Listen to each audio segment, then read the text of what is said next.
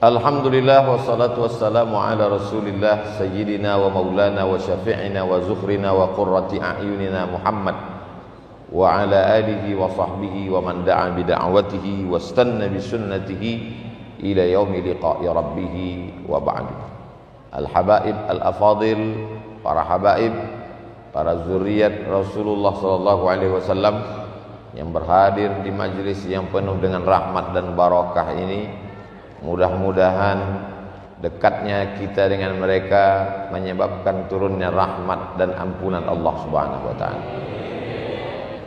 Berpegangnya kita dengan kajian yang mereka sampaikan membuat kita selamat dari fitnah-fitnah akhir zaman ini insyaallah.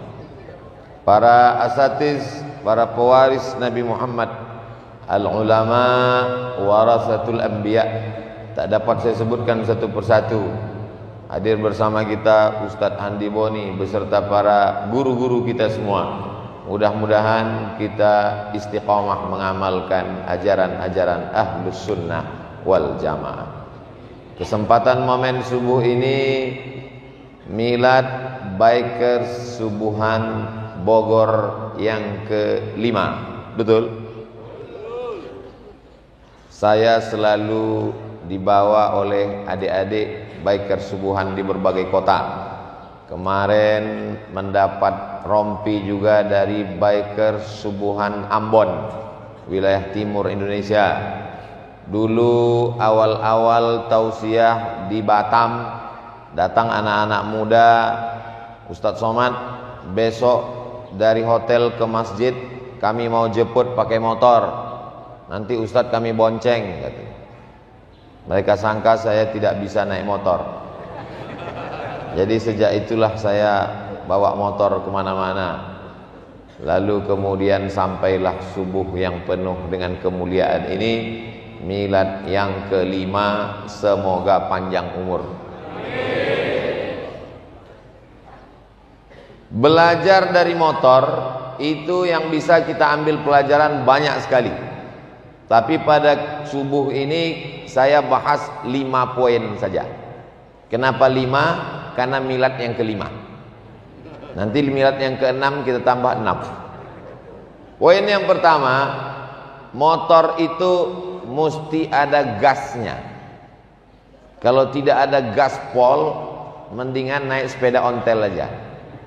Komunitas sepeda ontel jangan tersinggung, karena semua ada perannya masing-masing. Gas inilah yang membuat dia melesat laju. Saya terus terang sampai sekarang paling suka naik motor kalau gasnya cash, kontan.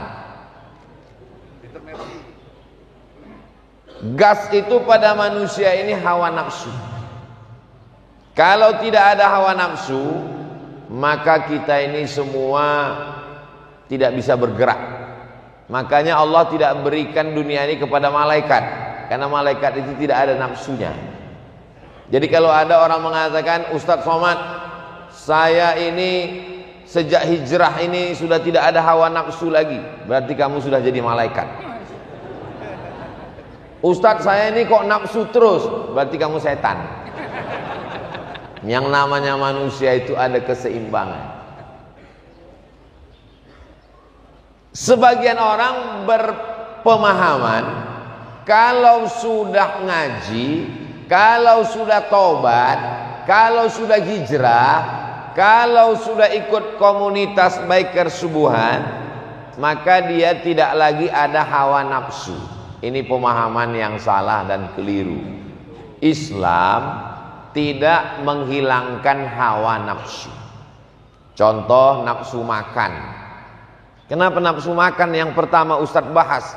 Kebetulan tadi ada nasi tumpeng, walaupun sudah diangkat.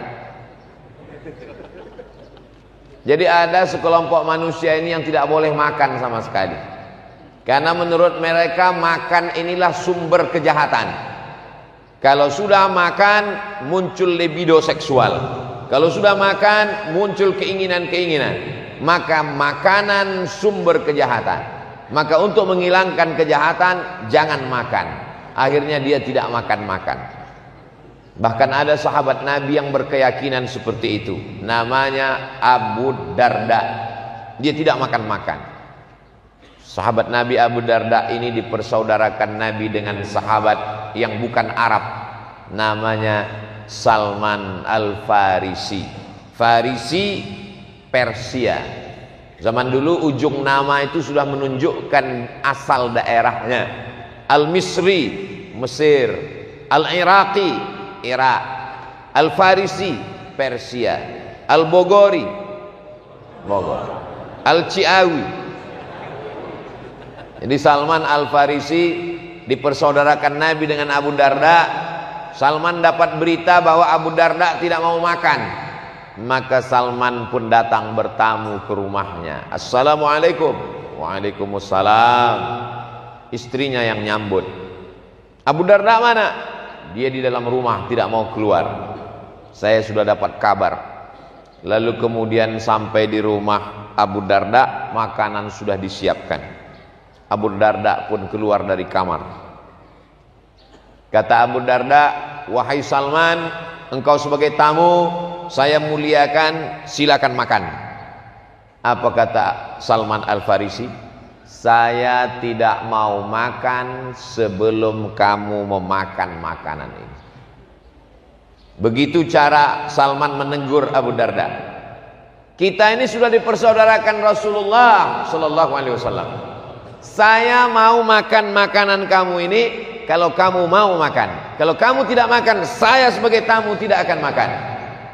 Maka terpaksa Abu Darda pun membatalkan puasanya hari itu. Rupanya Salman ini dapat berita Abu Darda tidak makan, Abu Darda tidak tidur malam, dan Abu Darda sudah menjauhi istrinya.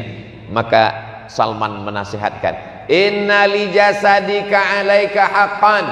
Badanmu punya hak, kasih dia makan. Jangan sampai tidak makan. Inna li ainika haqqan. Inna li ainika alaika haqqan.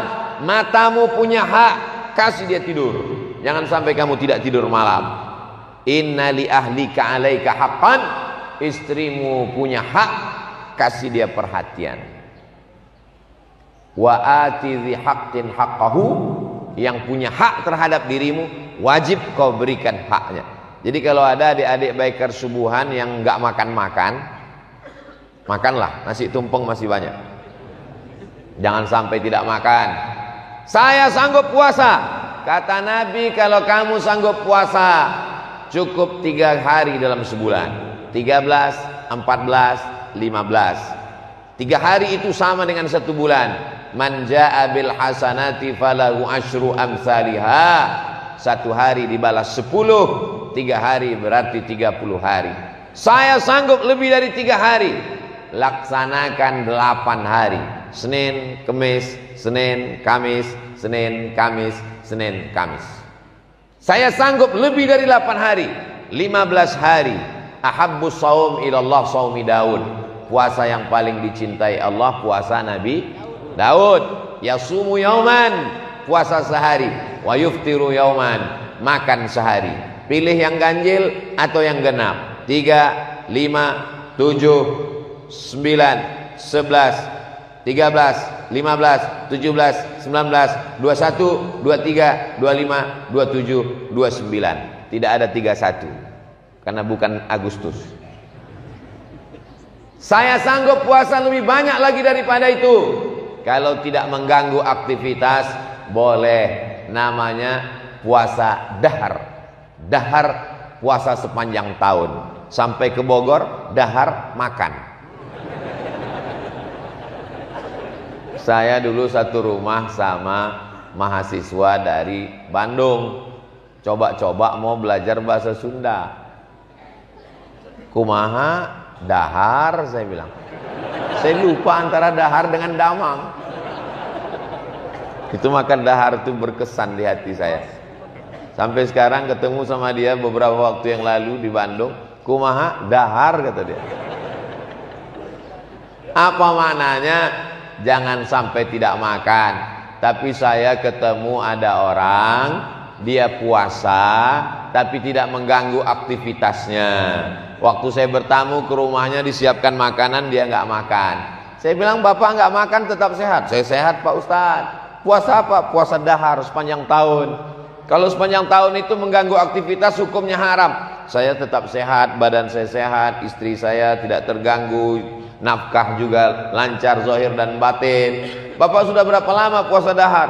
Alhamdulillah Pak Ustaz, sudah 2 tahun, 20 tahun. Sehat walafiat. Jamaah pun banyak menduga saya banyak puasa. Enggak, saya kurus ini takdir. Jadi gas ini mesti ada. Makan, Islam tidak melarang orang untuk makan. Kulu, makanlah. Wasrabu, minumlah. Wala tusrifu, jangan berlebihan. Makanya saya kalau bertamu di mana-mana jamaah nanya, Ustaz ada pantangan? Enggak. Kepiting? Oke. Udang? Ahlan wa sahlan. Seafood? Marhaban. Ikan? Tola'al badru alaina. Tidak ada pantangan. Satu-satunya pantangan satu cuman, pantang dekat, lewat. Mudah-mudahan kita sehat semua. Ada orang menganggap makanan inilah yang membuat sumber penyakit. Betul, bukan hadis Nabi. Kata-kata hikmah, al-ma'idatu baitu kulli da', lambung sumber segala macam penyakit. Di dalam badan kita ini air. Air ini tidak boleh kena dengan minyak. Kalau air kena minyak, maka airnya jadi kental. Maka tidak boleh terlalu banyak minyak. Bahasa medisnya kolesterol. Di dalam badan kita ini air. Air tidak boleh terlalu banyak gula. Ambil gula, masukkan ke kuali, panaskan. Setelah itu letakkan sendok. Biarkan dingin, angkat sendoknya, kualinya ikut. Kompornya pun bisa ikut sekalian. Kenapa? Jadi kental. Yang mengentalkan darah itu adalah gula dan minyak. Maka hindari terlalu banyak gula, terlalu banyak minyak. Tapi kita tidak disuruh untuk tidak makan. Nabi Daud puasa yang paling bagus. Mengapa Nabi Daud? Mengapa bukan Nabi Yahya? Mengapa bukan Nabi Isa? Karena kalau dikatakan puasa yang paling bagus puasa Nabi Yahya, orang maklum, Yahya itu sayyidah wa hasura, tidak menikah, jomblo. Jadi yang jomblo jangan berkecil hati. Allah menyebut jomblo menjadi pemimpin dan soleh, sayyidah wa hasura, dan dia minas solihin. Tapi ingat, zaman Nabi Yahya itu perempuan itu menutup aurat, yang kelihatan matanya. Zaman sekarang perempuan itu matanya ditutup, yang lain terbuka. Jadi jangan pakai logika zaman itu dibawa ke zaman sekarang. Makan, minum, Islam tidak melarang, tapi jangan semua mau dimakan. Semua yang berkaki 4 halal kecuali meja, itu pun karena keras. Dalam Islam ini sudah diatur, ini boleh dimakan, ini tidak boleh dimakan. Atib mat'amak, jaga makananmu, takun mustajabad da'wah, maka doamu akan dikabulkan Allah. Insyaallah air minumnya halal, ada label halal dari MUI, BP POM. Kenapa jadi haram? Sumbernya diberi dari uang haram, riba. Mudah-mudahan kita terselamatkan dari riba. Berpindah ke bank syariah. Amin. Ini gas yang pertama, makan. Kenapa makan? Karena kalau tidak makan, tidak tegak tulang belakang. Dalam Islam makan itu fungsinya liuqima sulbahu, untuk menegakkan tulang belakang. Karena kalau kita mau sholat, tegak tulang belakang. Mau tausiah, tegak tulang belakang. Kenapa Ustadz berdiri? Saya mau nunjukkan tulang belakang saya tegak, walaupun belum sarapan. Saudaraku yang dimuliakan Allah Subhanahu wa ta'ala, jadi belajar dari biker subuhan ada gasnya, tapi gas ini mesti dikontrol. Apakah Islam mengharamkan makanan? Silakan. Gas yang kedua adalah buah dari makanan muncul hawa nafsu, libido seksual. Ada sekelompok manusia tidak mau dekat dengan perempuan karena dianggap nanti kalau menikah punya anak lupa dengan Allah. Maka perempuan dianggap sebagai penyebab keluarnya Adam dari surga. Perempuan direndahkan dan dihinakan. Perempuan dianggap menjatuhkan harkat martabat manusia. Perlu diluruskan. Inni ja'ilun fil ardi khalifah. Allah menjadikan kita pemimpin di bumi. Jangan salahkan Hawa. Kita jatuh ke dunia ini karena kamu mah. Bukan. Dalam Islam perempuan harkat martabatnya sama dengan laki-laki. Al-mu'minuna wal mu'minat ba'duhum awliya'u ba'd. Bapak dengan ibu sama. Sama-sama saling tolong menolong. Ta'muruna bil ma'ruf wa tanhauna 'anil munkar. Man amila salihan, siapa yang beramal soleh, min zakarin, laki-laki, au unsa, perempuan, dengan syarat wa huwa mu'minun, syaratnya mesti ada iman, fala nuhyiyannahu hayatan thayyibah, maka kami beri mereka kehidupan yang baik-baik. Jadi jangan lecehkan, sepelekan, rendahkan perempuan. Jadi kalau ada orang menjauhi perempuan, dianggapnya perempuan ini menjatuhkan derajat dia di hadapan Allah. Kita lanjutkan setelah yang satu ini.